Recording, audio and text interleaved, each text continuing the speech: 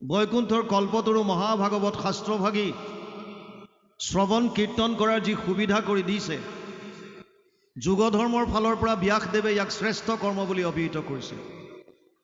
সংস্কৃত ভাগৱতত ব্যাসদেৱে লিখিছে, কৃতেয়তে ধ্যায়াত বিষ্ণু ত্ৰেতায়াম যজতে মখে দ্বাপৰে পৰিচৰ্যায়াম কলৌ তদ হৰি কীৰ্তনাত 12:3-52 দ্বাদশ স্কন্ধ 3য় অধ্যায় 52 নম্বৰ শ্লোক ভাগৱত অনুবাদ কৰিছে মহাপুৰুষ মাধৱদেৱে। তেওঁৰ অনবদ্য গ্ৰন্থ নামঘোষা যুগ ধৰ্ম নিৰ্ণয় 399 পদ জোকা। মাধৱ পুৰুষে লিখিছে, সত্য যুগে ধ্যান, ত্ৰেতা যুগে যজ্ঞ, দ্বাপৰ যুগত পূজা, কলিত হৰিৰ কীৰ্তন বিনাই আৱৰ নাহিকে দূজা।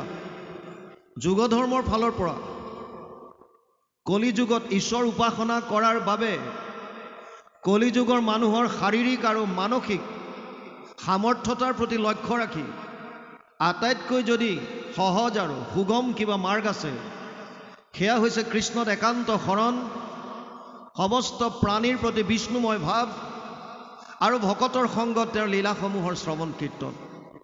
সেইকাৰণে যিসকলে উদ্যোগ লৈ এনেধৰণৰ অনুষ্ঠান অনুষ্ঠিত কৰি দিয়ে, তেওঁলোক শ্ৰদ্ধাৰ পাত্ৰ, সেৱাৰ যোগ্য। আমি পুনৰবাৰ সেৱকী সমস্তৰ শ্ৰীচৰণত আমাৰ শ্ৰদ্ধা ভৰা সেৱা নিবেদিছোঁ। আপোনালোকে জানে, বৰ্তমান সময়ত অসমত ভাগৱতৰ এক জোৱাৰ উঠিছে। চাৰিওফালে কেৱল ভাগৱতৰ চৰ্চা হৈছে। অৱশ্যে কোনো কোনো স্থানত অবিৰত ভাগৱত পাঠ বা অখণ্ড ভাগৱত পাঠ হিচাপে কেৱল পাঠ হৈছে, আৰু কোনো কোনো স্থানত পাঠৰ লগে লগে অকণমান আলোচনা হোৱা বা ব্যাখ্যা বুলি যাক আপোনালোকে কয়, মূল পাঠতনো কি আছে এই কথাখিনি আলোচনা কৰি যোৱাৰ তেনেকুৱা এটা অনুষ্ঠান হৈছে। যিয়ে নহওক, ব্যাসদেৱে এটা কথা লিখিছে পদ্মপুৰাণৰ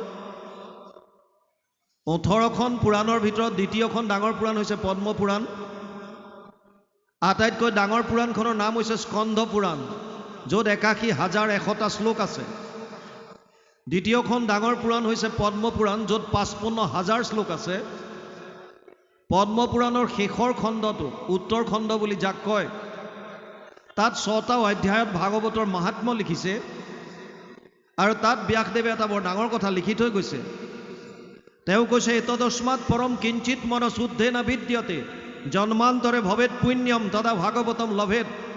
পদ্মপুৰাণ উত্তৰ খণ্ড ভাগৱত মাহাত্ম্য প্ৰথম অধ্যায় 12 নম্বৰ শ্লোক।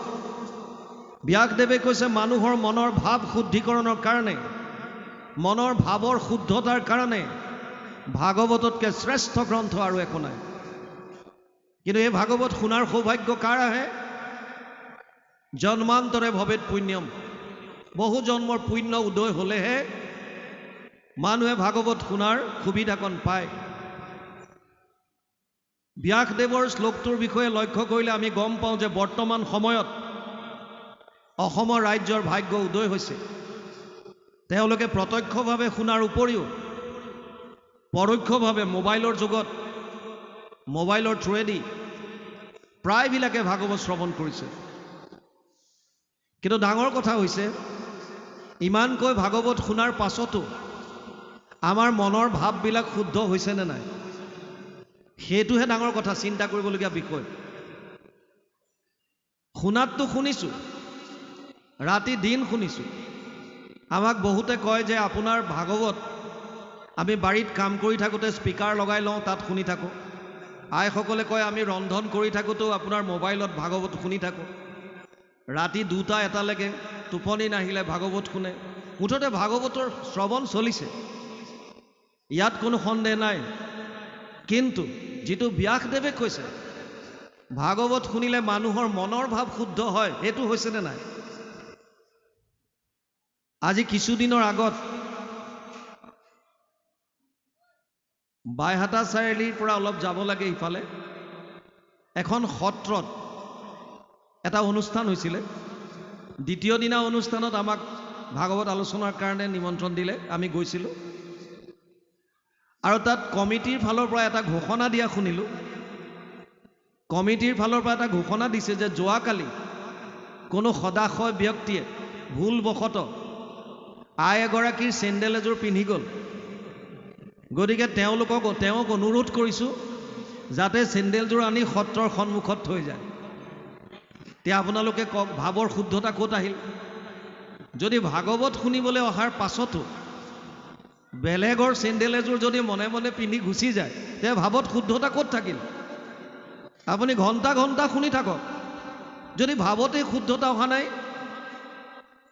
আৰু ইয়াৰ আমি কেনেকৈ গম পাম ভাৱৰ শুদ্ধ হ'লে প্ৰতিস্ফলন ক'ত ঘটিব? সমাজত।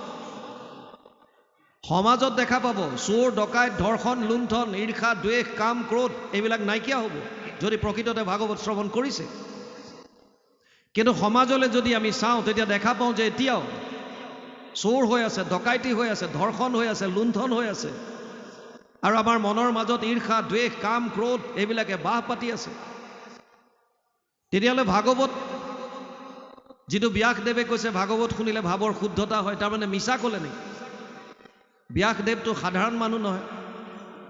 ব্যাস নামে ভৈলা সত্যৱতীৰ সন্ততি, দেখিলাহা প্ৰজা ভৈলা অতি অল্পমতি, কৰিলা অনেক শাখা চাৰিও বেদৰ, পুৰাণ ভাৰত শাস্ত্ৰ নিৰ্মিলা বিস্তৰ। চতুৰ্বিংশতি অৱতাৰত গুৰুজনাই কীৰ্তনত লিখি যোৱা কথা। ব্যাসদেৱ 24 অৱতাৰৰ ভিতৰত এজন, গতিকে তেওঁ মিছা কথা কোৱা নাই। আৰু এইটো মিছা নহয় যে আমি শুনিছোঁ, আৰু এইটো মিছা নহয় যে আমাৰ মনৰ ভাৱ শুদ্ধ হোৱা নাই। কেনাটো ক'ত লাগিছে? প্ৰথম কাৰণ হ'ব পাৰে যেনেকৈ শুনিব লাগে আমি হয়তো তেনেকৈ শুনা নাই। এতিয়াও যদি আপোনালোকে চাই, যদি ভাগৱত শ্ৰৱণ কৰিবলৈ ঘৰৰ পৰা আহিছে, এতিয়াও বহুতে গ্ৰাম্য কথা পাতি আছে এই মুহূৰ্তটো। তাৰমানে আহিছে শুনিবলৈ, কিন্তু কায়িকভাৱে ইয়াত আছে, মনটো ক'ৰবাত ঘূৰি ফুৰিছে। তেনেকৈ শুনিলে একো লাভ নহ'ব। আনুষ্ঠানিকতা ৰক্ষা কৰি ভাগৱত শুনিবৰ কাৰণে দিয়া নাই। সেৱকীয়ে আপোনালোকে ভাগৱতৰ পৰা কিবা এটা লৈ যাবৰ কাৰণে এইখিনি অনুষ্ঠান কৰিছে। যদি ইয়াত অহাৰ পাছত আমি গ্ৰাম্য কথা পাতোঁ, এইটোতো নামৰ অপৰাধ বুলি কৈছে, আৰু ইয়াৰ পৰা স্বয়ং ভগৱানো বচাব নোৱাৰোঁ বুলি কৈছে। গতিকে যিকণ সময় আপোনালোকে শুনে, 2 ঘণ্টা 2.5 ঘণ্টা যি শুনে, শ্ৰদ্ধা সহকাৰে শুনক। কাৰণ ভগৱান কৃষ্ণই গীতাত কৈছে, শ্ৰদ্ধাৱান লব্ধতে জ্ঞানম তৎপৰেশং য়তেন্দ্ৰিয় জ্ঞানম লব্ধোৱা পৰম শান্তিম অচিৰেণ অধিগচ্ছতি। চতুৰ্দশ অধ্যায় 39 নম্বৰ শ্লোক, 4ৰ্থ অধ্যায় 39 নম্বৰ শ্লোক। তাত কৈছে শ্ৰদ্ধাৱানজনেহে জ্ঞান লাভ কৰিব পাৰে। শ্ৰদ্ধা লাগিব আগতে। গতিকে শ্ৰদ্ধা কেতিয়া আহিব? যেতিয়া মাহাত্ম্যটো বুজি পাব ভাগৱতত কি আছে।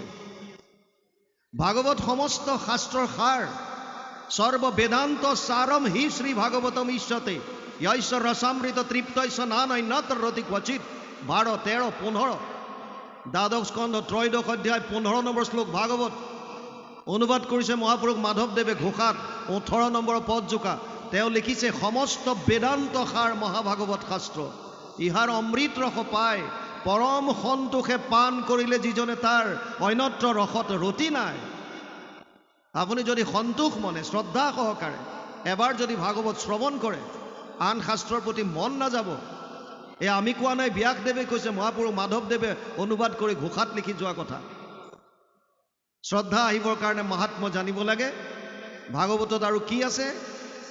ভাগৱত ভগৱান কৃষ্ণৰ বাংময় মূৰ্তি বুলি কৈছে, বাণী ৰূপে আছে। তেনেয়ম বাংময় মূৰ্তি প্ৰত্যক্ষ বৰ্ততে হৰি, সেৱাত শ্ৰৱণাত পথত দৰ্শনাত পাপনাশিনী। পদ্মপুৰাণ উত্তৰখণ্ড ভাগৱত মাহাত্ম্য 3য় অধ্যায় 62 নম্বৰ শ্লোক। তাত কৈছে ভাগৱত ভগৱান কৃষ্ণৰ বাংময় মূৰ্তি শব্দ আকাৰে আছে ইয়াত ভগৱান কৃষ্ণ।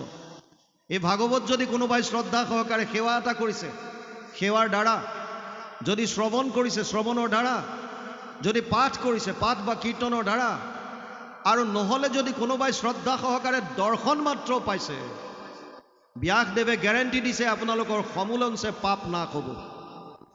ভাগৱত এনেকুৱা এখন গ্ৰন্থ, যিখন গ্ৰন্থ যদি নিয়মিতভাৱে আপোনালোকে ঘৰত যদি আৰু অধ্যয়ন কৰে, কথা ভাগৱতস্যাপি নিত্যম ভৱতি যৎ গৃহে তৎ গৃহম তীৰ্থ ৰূপম হি বাসতম পাপনাশনম।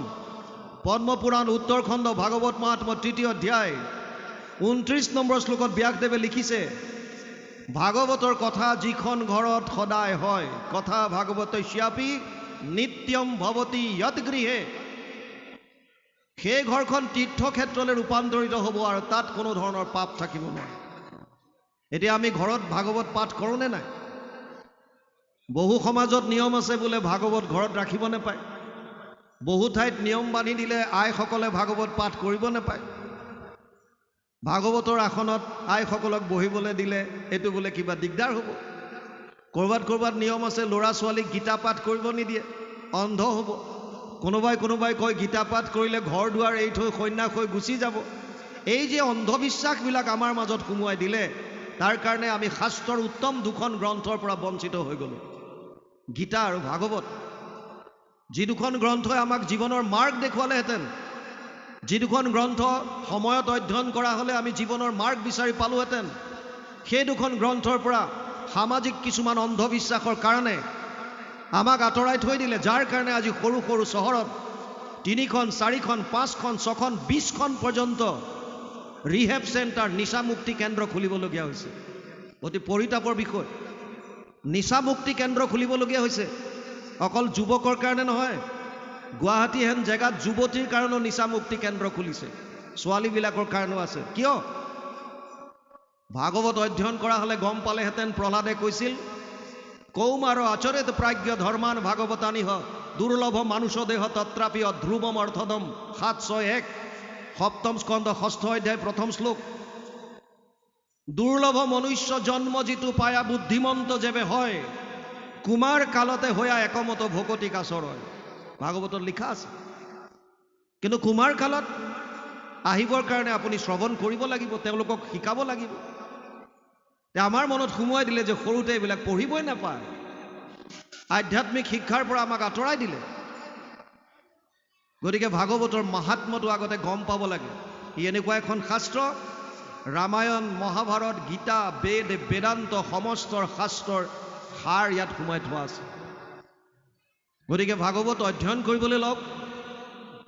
যিখন ঘৰত অকণমানো যদি পাঠ হয়, ভাগৱতৰে কাহিনীসমূহ কীৰ্তন কৰিব পৰাকৈ সুন্দৰভাৱে উলিয়াই গুৰুজনে আমাক কীৰ্তন ভাগ দি গৈছে। ভাগৱতৰে 10ম স্কন্ধৰ আদি চোৱা, 10মত 3টা আছে, আদি চোৱা, মধ্য চোৱা, শেষ চোৱা, 3টা খণ্ড কৰিছে। আদি চোৱা গুৰুজনে অনুবাদ কৰিছে, আৰু শেষৰ পৰা কুৰুক্ষেত্ৰ যাত্ৰা, যাক আমি 10ম বুলি কওঁ। 10ম ভাগৱতৰ বস্তু। যদি 10ম অধ্যয়ন কৰে, কীৰ্তন 10ম, ৰত্নাৱলী, ভাগৱতৰ যিমান ভক্তি মাৰ্গৰ লগত যিমানখিনি শ্লোক আছে, বিষ্ণুপুৰী সন্যাসীয়ে সেই সমস্ত শ্লোক একত্ৰিত কৰি এখন গ্ৰন্থ লিখিলে, ভক্তি ৰত্নাৱলী, যিখনৰ অনুবাদ মহাপুৰুষ মাধৱদেৱে কৰি থৈ গৈছে। সেইখন অধ্যয়ন কৰিব পাৰে। আৰু নহ'লে ঘোষা, গীতা ভাগৱতৰ উপৰিও অন্যান্য শাস্ত্ৰৰ সাৰসমূহ গোটাই ঘোষাৰ মাজত থৈ গৈছে। গতিকে কীৰ্তন 10ম, ঘোষা, ৰত্নাৱলী, গীতা, ভাগৱত, ভগৱান কৃষ্ণৰ চৰিত্ৰ সন্মিলিত যিকোনো গ্ৰন্থ যদি আপোনালোকে নিয়মিতভাৱে অধ্যয়ন কৰে, ব্যাসদেৱে কৈছে আপোনালোকৰ গৃহখন তীৰ্থক্ষেত্ৰলৈ ৰূপান্তৰিত হ'ব, আৰু আপুনি বাহিৰত তীৰ্থ ভ্ৰমণ কৰিবলৈ যোৱাত কোনো প্ৰয়োজন নাই। আপোনাৰ দেৱৰো ঈশ্বৰ হৰি তান্ত মহা যত্ন কৰি লৈও এক শৰণ সাক্ষাৎ, যাৰ ইচ্ছা মুখ্য পাইবে নালাগে দূৰব যাইবে, আছে হৰি সবাৰো হিয়াত, ভগৱান ইয়াত আছে। আপুনি নিয়মিতভাৱে যদি নাম গায়, নিয়মিতভাৱে যদি চৰিত্ৰ শ্ৰৱণ কীৰ্তন কৰে, তেতিয়াহ'লে ইয়াত ভগৱানক পাব, ইয়াত হৃদয়ত, আৰু তাৰ পাছত আৰু বেলেগৰ প্ৰতি আপোনাৰ মন নাযায়। বাৰু যি কি নহওক, সময় যিহেতুকে অলৰেডি পলম হৈ গৈছে, ৰাতিলৈ ভাওনাও আছে, গতিকে আমি পাতনি দীঘলীয়া নকৰি ভাগৱতত সোমাওঁ।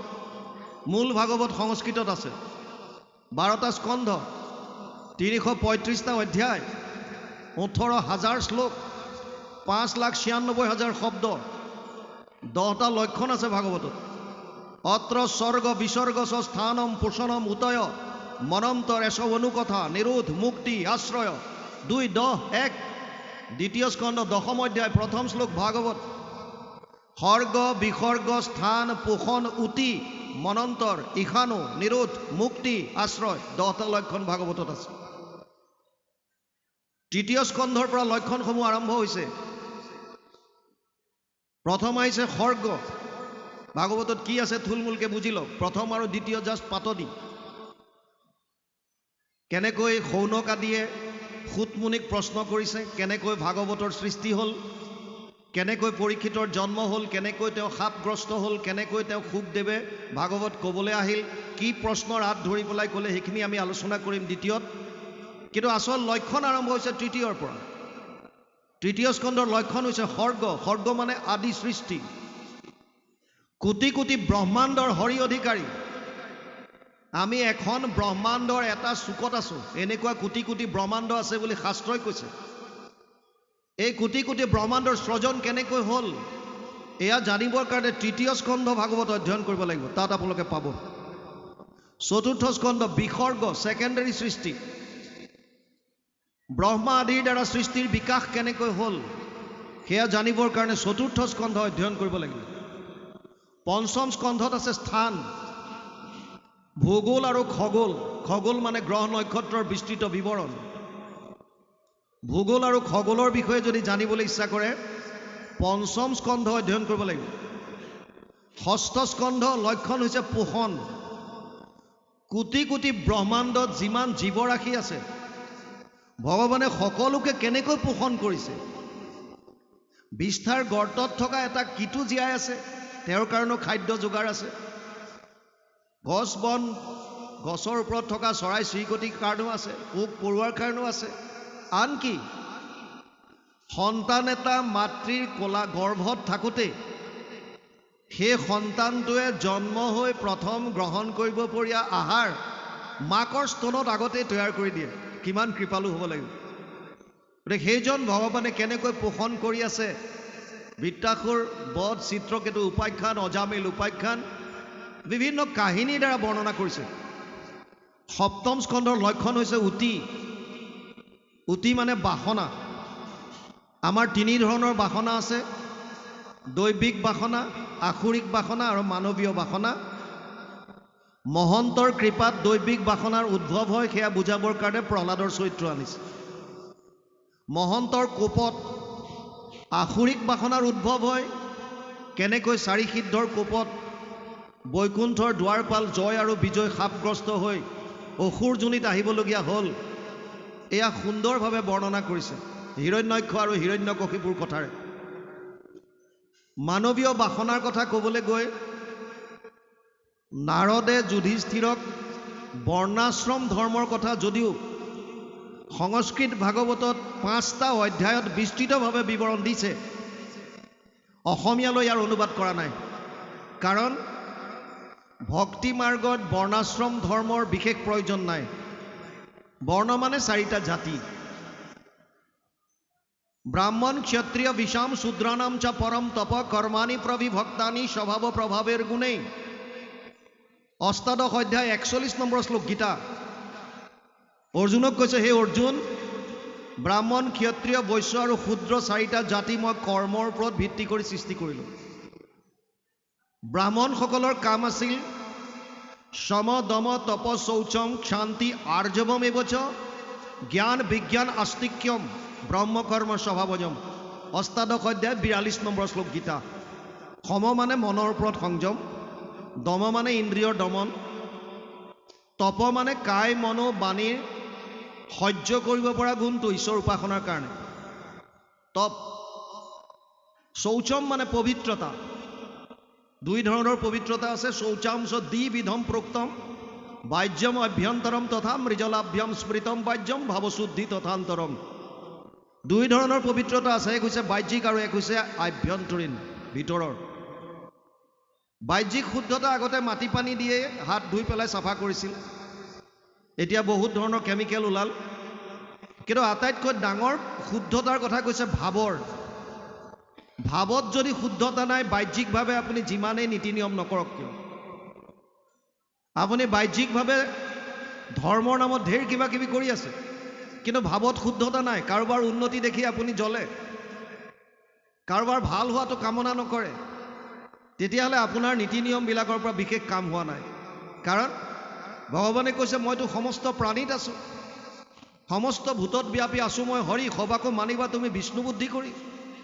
এই ভাৱটোৱে যদি অহা নাই, তেতিয়াহ'লে আপোনাৰ কি পবিত্ৰতা আহিল? আৰু এখন সুন্দৰ সমাজ গঢ় দিবৰ কাৰণে এটা সুন্দৰ মনৰ প্ৰয়োজন। গতিকে মনতেই যদি শুদ্ধতা নাই তেতিয়া লাভ নাই। ব্ৰাহ্মণসকলৰ এটা এইটো লক্ষণ আছিল যে তেওঁলোকৰ বাহ্যিক আৰু ভিতৰি শুদ্ধতা থাকিব লাগিব, যিজন ব্ৰাহ্মণ হ'ব লাগিব।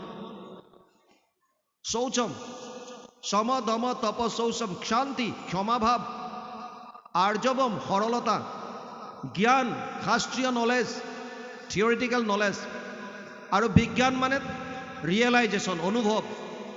মই জনাখিনি নিজে ৰিয়েলাইজ কৰিব পাৰিছোঁ নাই, অনুভৱ কৰিব পাৰিছোঁ নে নাই, উপলব্ধি কৰিব পাৰিছোঁ নাই, আচৰণত আনিব পাৰিছোঁ নাই, প্ৰেক্টিকেল কৰিব পাৰিছোঁ নে নাই। আস্তিক্যম ঈশ্বৰমুখী হোৱা, এই 9টা কোৱালিটি থাকিলেহে তেওঁক ব্ৰাহ্মণ নাম দিছিল। গতিকে ব্ৰাহ্মণৰ কি কাম বুলি ক'লে, তেওঁলোকে মূলতঃ শাস্ত্ৰীয় জ্ঞান আহৰণ কৰিব, ব্ৰহ্মজ্ঞান, আৰু বেলেগক এই জ্ঞানটো দিব। এইটো ব্ৰাহ্মণৰ মূল কাম। ক্ষত্ৰিয়ৰ কি কাম আছিল? তিনিওটা জাতিৰ ৰক্ষণাবেক্ষণ। শৌৰ্য তেজ ধৃতিৰ দক্ষ যুদ্ধে চাপি অপলায়নম, দানম ঈশ্বৰ ভাৱচ্চ ছাত্ৰ কৰ্ম স্বভাৱজম। অষ্টাদশ অধ্যায় 43 নম্বৰ শ্লোক গীতা। ক্ষত্ৰিয়সকলৰ কাম আছিল তিনিওটা জাতিৰ ৰক্ষণাবেক্ষণ। বৰ্তমান সময়ত যদি ক্ষত্ৰিয় কোন বুলি আপোনাক প্ৰশ্ন কৰে, আপুনি ডাইৰেক্ট ক'ব পাৰিব যে ডিফেন্স পাৰ্চনেল, পাৰামিলিটাৰী ফ'ৰ্চেছ, পুলিচ, প্ৰশাসন, যাৰ কাৰণে আমি সুৰক্ষিত হৈ আছোঁ, ৰাতি আৰামত শুব পাৰিছোঁ। এইসকল ক্ষত্ৰিয় ৰক্ষণাবেক্ষণ দি আছে আমাক। বৈশ্য কাক কৈছিল? কৃষি গোৰক্ষ বাণিজ্যম বৈশ্যকৰ্ম স্বভাৱজম। অষ্টাদশ অধ্যায় 44 নম্বৰ শ্লোক গীতা। যোনে কৃষি কৰ্ম কৰিছিল, গো পালন কৰিছিল, বেপাৰ বাণিজ্য কৰিছিল, আৰু তিনিওটা জাতিক খাদ্যৰ যোগান দিছিল, সেইসকলক বৈশ্য নাম দিছিল। আৰু শূদ্ৰ কোন? পৰিচাৰ্যাত্মকম কাৰ্যম শূদ্ৰ চাপি স্বভাৱজম। অষ্টাদশ অধ্যায় 44 নম্বৰ শ্লোক গীতা। তিনিওটা জাতিক কায়িকভাৱে সহায় কৰিছিল। ইয়াত কোনো উচ্চ কোনো নিচ নাই, ইজন সিজনৰ পৰিপূৰক। পাছত এয়া জন্মগত হৈ পেলাই উচ্চ নিচ ভেদভাৱ আহি গ'ল। সেইকাৰণে মহাপুৰুষ মাধৱদেৱে ক'লে যে নহো জানা আমি 4 জাতি, আমি সেই 4টা জাতিতে নপৰোঁ। বৰ্ণ, আশ্ৰম 4খনৰ কথা কৈছে। আশ্ৰম প্ৰথম 25 বছৰলৈকে ব্ৰহ্মচৰ্য, ব্ৰহ্মজ্ঞান লাভৰ কাৰণে কামনা বাসনাৰ পৰা আঁতৰি থাকি ঈশ্বৰ উপাসনা কৰি তেওঁ জ্ঞান আহৰণ কৰিব, আধ্যাত্মিক জ্ঞান। মই কোন, ক'ৰ পৰা আহিলোঁ, কি কৰা উচিত, ক'লে যাম, ভগৱান কি, ব্ৰহ্ম কি, পৰমাত্মা কি, আধ্যাত্মিক জ্ঞানখিনি লাভ কৰিব। আৰু তাৰ পাছত তেওঁ গাৰ্হস্থ্য ধৰ্মত প্ৰৱেশ কৰিবৰ কাৰণে উপযুক্ত হ'ব। তেতিয়া তেওঁ গাৰ্হস্থ্য ধৰ্মত প্ৰৱেশ কৰিব পাৰিব। কিন্তু গাৰ্হস্থ্য ধৰ্মত প্ৰৱেশ কৰাৰ পাছতো তেওঁ গোটেই জীৱনটো তেনেকৈ থাকিব দিয়া নাই। আশ্ৰমৰ ধৰ্মত আছে তেওঁ 25 বছৰ গাৰ্হস্থ্য ধৰ্ম পালন কৰিব পাৰিব, অতি 25 years। প্ৰথম 25 বছৰ শিক্ষা আহৰণ কৰিলে, জ্ঞান ল'লে, তাৰপিছত 25 বছৰ গাৰ্হস্থ্য ধৰ্মত প্ৰৱেশ কৰি সন্তান জন্ম দিলে। 50 বছৰত ভৰি দিয়াৰ লগে লগে তেওঁ ঘৰ দুৱাৰ বাদ দিব লাগিব, বনলৈ গমন, বানপ্ৰস্থ ষ্টাৰ্ট। কিমান দিন? 25 বছৰ। পতি পত্নীৰ লগত থাকিব, একেলগে ঈশ্বৰ উপাসনা কৰিব বনত। 75 বছৰ ভৰি দিয়াৰ লগে লগে পত্নীৰ লগতো কোনো কানেকশ্যন নাই। নিজে নিজৰ কেনেকৈ মই পৰমাত্মাৰ লগত নিজক সংযোগ কৰিব পাৰোঁ সেই বিষয় লৈ তেওঁলোকে চিন্তা কৰিব। শেষৰটো সন্ন্যাস, সংগ চব ত্যাগ কৰি কেৱল অকলে পৰমাত্মাৰ লগত কানেকশ্যন কৰিবৰ কাৰণে তেওঁলোকে চেষ্টা কৰিব। এইটো আছিলে নিয়ম। 50 বছৰত বনলৈ যাব লাগিব। কিন্তু যিটো আমাৰ গুৰুজনাই যিটো ধৰ্ম দিছে, তেওঁ কৈছে যে দেৱৰ ঈশ্বৰ হৰি তান্ত মহা যত্ন কৰি লৈও এক শৰণ সাক্ষাৎ, যাৰ ইচ্ছা মুখ্য পাইবে নালাগে দূৰত যাইবে। আছে হৰি সবাৰো হিয়াত। তা ঈশ্বৰ ইয়াত আছে যদি আকৌ বনত বিচাৰি যাবৰ কি প্ৰয়োজন আছে? সেইকাৰণে মাধৱ পুৰুষে লিখিছে, নহো জানা আমি 4 জাতি, 4 আশ্ৰমী নহো আতি। সেইকাৰণে ইয়ালৈ অনুবাদ কৰা নাই। তে আমাৰ জাতি কি? দাসৰো দাস টানো দাস ভৈলো আমি একেবাৰে দাস, তুমি আমাৰ স্বামী, বছ এটাই জাতি। সেইকাৰণে এইখন সমাজ পাইছে। আজি ইয়াত উচ্চ নিচ জাতিভেদ নাই। কোনেও ক'ব নোৱাৰে এজন কোটিপতি, এজন দীন দৰিদ্ৰ, এজন জ্ঞানী, এজন অজ্ঞানী, নাই, একো নাই, চব সমান, চব একেলগে বহিছোঁ। এই সমাজখন যে দি গৈছে গুৰুজনাই, এইটোৱে ডাঙৰ অৱদান। ইয়াত উচ্চ নিচ জাতিভেদ নাই, ধনী দুখীয়াৰ কথা নাই, এই সমান সকল। ভক্তি মাৰ্গত এইটোৱে বিশেষত্ব। অষ্টম স্কন্ধত আছে মনন্তৰ, 14 জন মনু আৰু মনু পুত্ৰৰ বিষয়ে যদি জানিব বিচাৰে অষ্টম স্কন্ধ অধ্যয়ন কৰিব লাগিব। নৱম স্কন্ধৰ লক্ষণ হৈছে ঈশানু। ঈশ মানে শাসনকৰ্তা, ৰুলাৰ। ঈশ বুলি ক'লে যদিও ঈশ্বৰকে মানো, ঈশ মানে ঈশ্বৰক বুজাইছে, ঈশ্বৰ মানে আমি ভগৱানকে বুজো, কিন্তু ঈশ শব্দৰ প্ৰকৃত অৰ্থ হৈছে শাসনকৰ্তা। যেনে নৰৰ ঈশ্বৰ নৰেশ্বৰ, ৰজাকো বুজায়। দেৱৰ ঈশ্বৰ দেৱেশ্বৰ, ইন্দ্ৰ। দৈত্যৰ ঈশ্বৰ দৈত্যেশ্বৰ, অসুৰৰ ৰজা। সেইসকলো ৰুলাৰ। কিন্তু সমস্ত জগতক যিজনে শাসন কৰি আছে সেইজনটো ঈশ। ঈশ স্বৰূপে হৰি সৰ্বঘতে বৈঠ্য।